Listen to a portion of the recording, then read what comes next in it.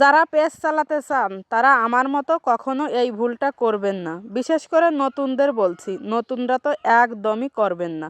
Hello everyone, শুরু করছি একটা নতুন ভিডিও। আশা করি ভিডিওটি সবার অনেক বেশি ভালো লাগবে। আর যদি ভালো লাগে তাহলে অবশ্যই একটা লাইক, কমেন্ট, শেয়ার দিয়ে পাশে থাকবেন। আর পুরো ভিডিওটা জুড়ে আছি আমি লিপি। সকালবেলা স্নান, খাওয়া দাওয়া, ছেলেকে রেডি করা, এতটুকু কাজ করতে মনে হয় অনেক বেশি কষ্ট হয়ে যাচ্ছে। এতটুকু কাজ করতে কেন কষ্ট হয় বলেন তো? ওই যে আমার মাথার ভিতর সব সময় একটা চাপ থাকে, আমার 9টার সময় স্কুলে পৌঁছাতে হবে।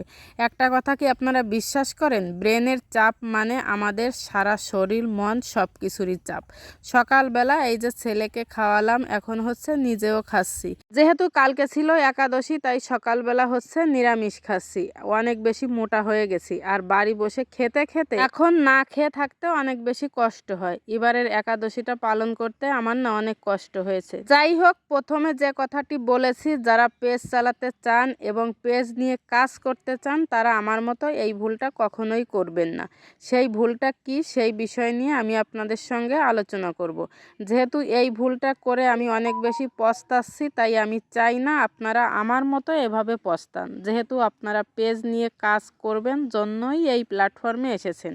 আর আমি যা বলবো এটা হচ্ছে একদম আমার বাস্তব অভিজ্ঞতা থেকে বলবো। আর যেহেতু আমি দুইটা পেজ এই 2 বছর ধরে চালাচ্ছি, সেহেতু আমার একটু সামান্য হলেও পেজ সম্পর্কে আইডিয়া হয়েছে। এখন ভুলটা কি সেইটাই বলি। আমরা প্রথমে পেজে কাজ করতে আসলে অনেক আগ্রহ নিয়ে কাজ করতে আসি। মনের ভিতর একটা জেদ থাকে, আমি এইটা করবই। তখন প্রতিদিন ভিডিও দেওয়া, প্রতিদিন খুব নিয়ম করে পোস্ট করা, এগুলো কিন্তু আমরা করতেই থাকি। তখন দেখা যায় পেজের রিচটা অনেক বেশি ভালো হয়।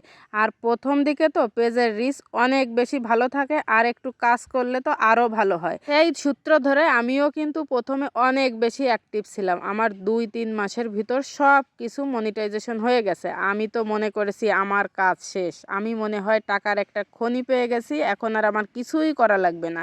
আমি একটু ঢিলে ঢালা হয়ে গেছি। এই ছিল আমার সবচেয়ে বড় ভুল, যা ভুলের মাসুল এখনও আমাকে দিতে হচ্ছে। যেহেতু আমি একটু ঢিলে ঢালা হয়ে গেছি, হঠাৎ করেই আমার পেজের রিচ একদমই কমে যায়। এখন এমন একটা অবস্থা হয়েছে, আমি 8-9 মাস কাজ করেও পেজের রিচ ধরে রাখতে পারছি না।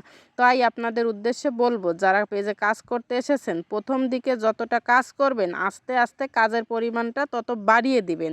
দেখা যায় এভাবে 2-3 বছর করবেন, দেখবেন আপনার পেজটা একসময় দাঁড়ায় গেছে। কিন্তু প্রথম দিকে এই পেজে কাজ যেভাবে করছেন, পরে যদি ঢিলে ঢালা হয়ে যান, রিচ কমে গেলে সেই পেজের রিচ কখনোই আপনি ফিরিয়ে আনতে পারবেন না। তো সবাইকে ধন্যবাদ, টাটা, বাই বাই।